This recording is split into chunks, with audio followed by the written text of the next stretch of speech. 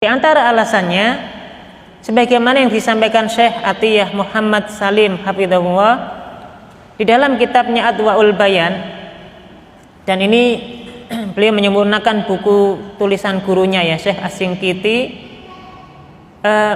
menyampaikan alasan-alasan dibolehkannya menikah dengan ahli kitab. Di antaranya yang pertama, bahwasanya Islam itu tinggi, agama yang tinggi dan tidak ditundukkan oleh agama yang lain. Sedangkan keluarga tentu saja yang menjadi pemimpin dalam rumah tangga itu adalah laki-laki, seorang suami. Sehingga suami ketika bisa memberikan pengaruh kepada istri untuk memeluk agama yang hak yaitu Islam, maka ini yang diharapkan. Jadi dibolehkannya seorang muslim, laki-laki muslim menikah dengan wanita ahli kitab itu tujuannya adalah dalam rangka mengajak orang untuk masuk ke dalam Islam.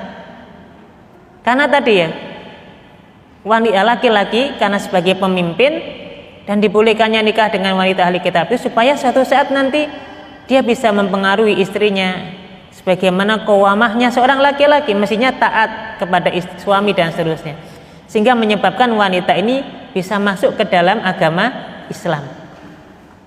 Sebagaimana tadi ya sahabat Utsman bin Affan, maka waktu itu dibolehkan nikah dengan wanita ahli kitab, dan kemudian dengan bimbingan Utsman bin Affan, wanita yang bernama Nailah tadi kemudian masuk Islam. Ini yang diharapkan gitu ya. Nah, jamaah yang dirahmati Allah, berikutnya, kalaulah ada misalnya laki-laki muslim menikah dengan wanita ahli kitab Yahudi atau Nasrani, kemudian punya anak, bagaimana status dari anak yang dilahirkan dengan pernikahan tersebut?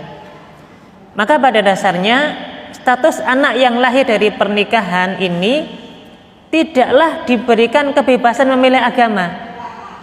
Biasanya kan atas nama toleransi, atas nama ya kebebasan berpendapat, orang tua ini terus membebaskan, sudahlah nak, terserah kau memilih agama bapakmu ya silakan, mau pilih agama ibumu ya silakan. Enggak, dalam Islam status anak dari pernikahan dengan ahli kitab itu, anak ini harus diambil alih oleh bapaknya yang muslim tadi gitu ya. Sehingga anak ini ikut agama ayahnya yaitu Islam, karena memang nasab anak yang lahir adalah nasabnya kepada bapak. Sehingga di sini diharapkan selain nanti istrinya masuk Islam, anak-anaknya juga kembali dididik dalam pendidikan Islam, bukan diserahkan sebebas-bebasnya tadi. Akhirnya apa? Umumnya kalau ada pernikahan beda agama seperti ini, anaknya ini biasanya ikut agama siapa, ibu? Ibu, ya kan? Karena ibu yang banyak berinteraksi dengan anak, ya, banyak yang ngarawat anak, akhirnya ikut agama ibu. Akhirnya bapaknya lah sendiri yang masuk Islam sendiri gitu. Anak-anaknya semuanya dalam kondisi Nasrani. Akhirnya bapaknya karena kalah ya, kok saya sendirian ya, tak masuk sajalah sekalian. Nah, ini berarti nggak terwujud tadi cita-cita dibolehkannya menikah dengan ahli kitab tadi gitu ya. Nah,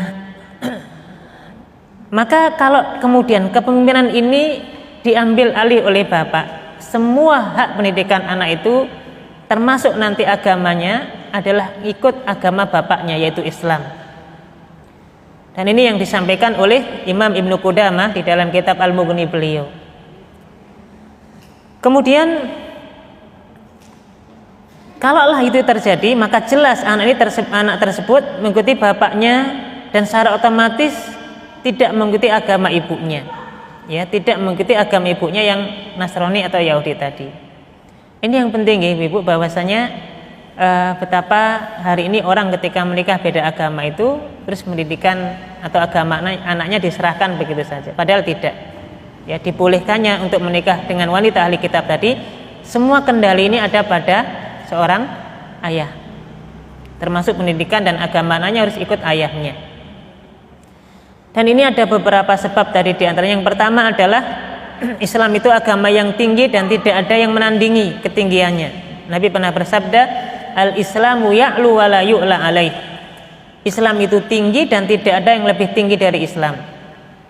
Maka kepemimpinannya ada pada ayah, karena Islam tinggi, semua diambil alih oleh seorang ayah.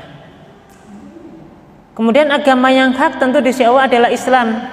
Allah berfirman, "Inna dina indallahil Islam." Sesungguhnya agama di sisi Allah adalah Islam. Maka layaklah kemudian untuk anak tadi diajak ke dalam atau masuk kepada agama Islam.